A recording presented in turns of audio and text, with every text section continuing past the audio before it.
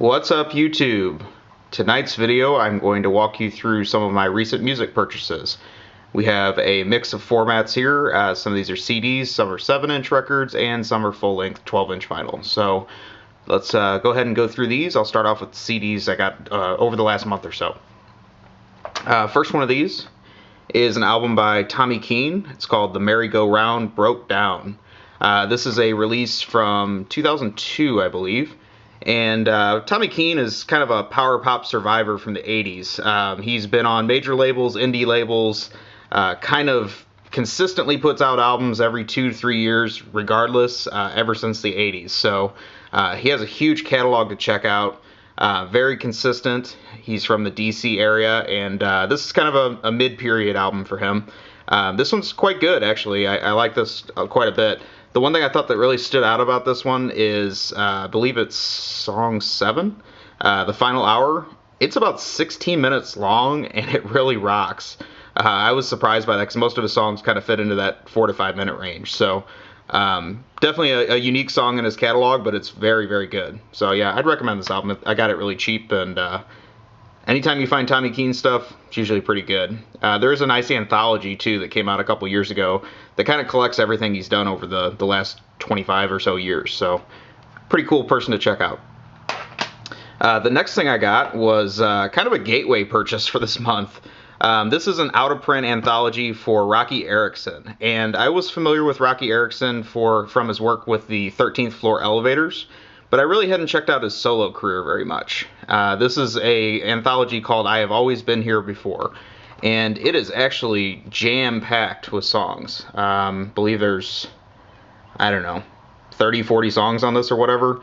But what's really cool is it collects songs from all throughout his career, and it starts off with some of his early stuff he did with the 13th Floor Elevators, and then moves on to his solo career. I was really surprised by how much I like this. I mean, I'd heard a lot of good things about Rocky Erickson, and I actually got to see him live a couple years ago. But this is a great compilation, and like I said, it's a gateway purchase because now I kind of want to buy all his stuff. So I'll get into some more Rocky Erickson stuff here soon, but this is pretty cool if you can find this. That's all the CDs I got over the last month, and I only got one 7-inch record this time. The 7-inch I picked up is a single called Butch by the band Imperial Teen. Kind of another survivor. They're a band that came out in the mid-90s, and this is one of their singles from their very first album.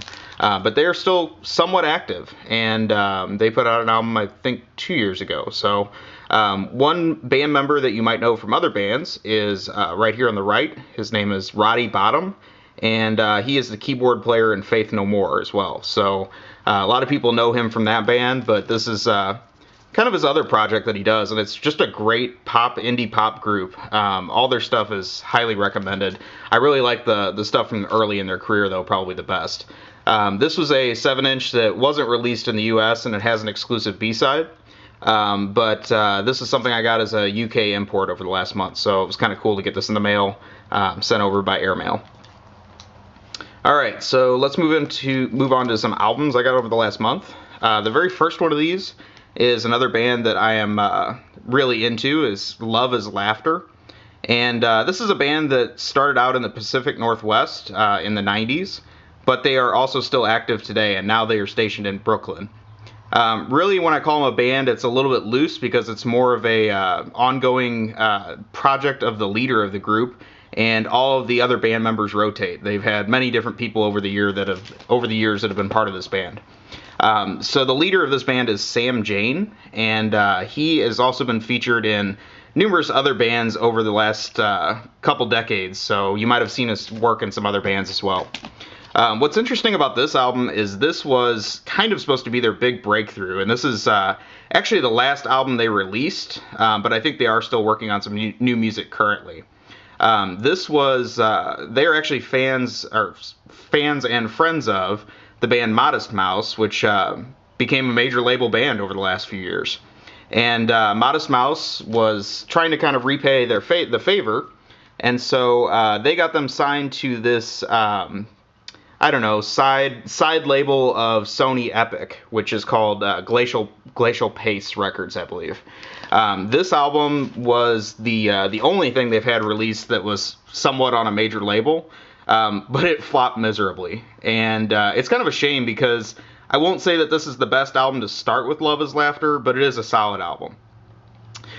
For some reason, this is also very rare on vinyl, and I've been looking for this for quite a while. I kind of stumbled on this over the last month, so I was happy to get this. I also got to see the band for the only time when they were touring this record, and about, I think, 8 people showed up to that show. It was kind of sad. I talked to Sam Jane at that show after it. I really thanked him for coming to town regardless of the poor attendance. And he was kind enough to sign a poster for me. So, again, I kind of have an emotional connection to this band just due to how cool they are over the years. And, again, just a band with a big catalog that's definitely worth checking out. All right, moving on. The next thing I picked up, and like I said, Rocky Erickson was kind of my gateway purchase of the month, starting off with that CD. I moved on to probably what I would consider his best solo album, and this is called The Evil One. This is actually released in the US and the UK back in 1980 as two different albums with 2 different track listings. So this is a very cool reissue that was put out by Light in the Attic Records. It's a very nice, thick gatefold, very heavy paper they used for this. Comes with a spine card strip for it too. And what's really cool about this reissue is it combines both of the US and UK track listings. So you get all 15 songs with this. It's on two different LPs. And the B-side of the second LP is actually an etched disc. So it's just a piece of art. But definitely a very cool reissue. And if you want to check out some Rocky Erickson stuff, I highly recommend starting with this album. I think it's probably his most accessible. And it's kind of a shame this didn't make a bigger splash because this is a great record. Definitely been listening to this quite a lot over the last month. All right, the next thing I got is another reissue, and this is from the band Archers of Loaf. This is probably their best album. It was their debut, and it's from 1993. It's called Icky Metal. This is a deluxe reissue. It has a full download with some bonus tracks that are only on the download, unfortunately. But the vinyl itself is blue, and definitely a nice package from Merge Records. It's pretty cool they reissued this like they did. The next thing I picked up, I'm always collecting Ty Segall records, and this is one that just for some reason I skipped over the years. This is a side project kind of thing he did with Michael Cronin, who I'm also a big fan of. But this was pretty early in both of their careers, and it's a little sloppy. I've heard the digital files of this. I actually haven't listened to the record, but it's very rough. It's very, I don't know, just kind of demo quality, I would say.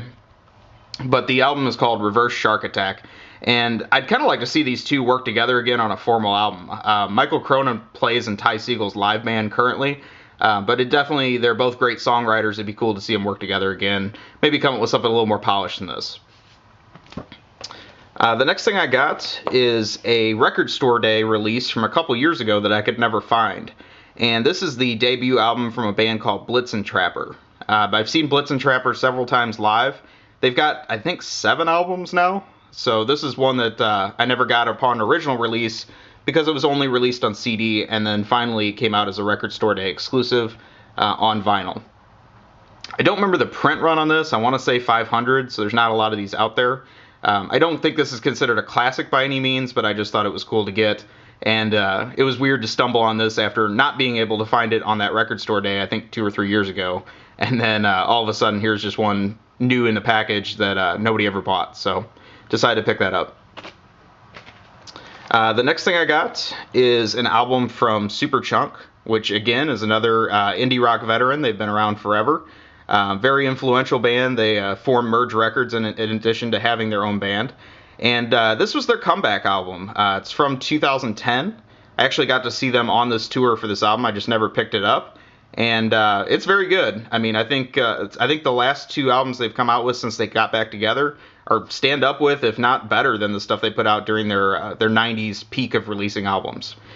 This album's called Majesty Shredding, and definitely good stuff.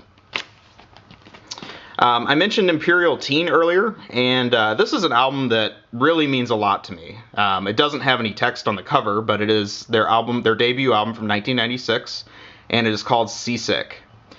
This album means a lot to me because when I was in high school, I had a friend that owned this on cassette.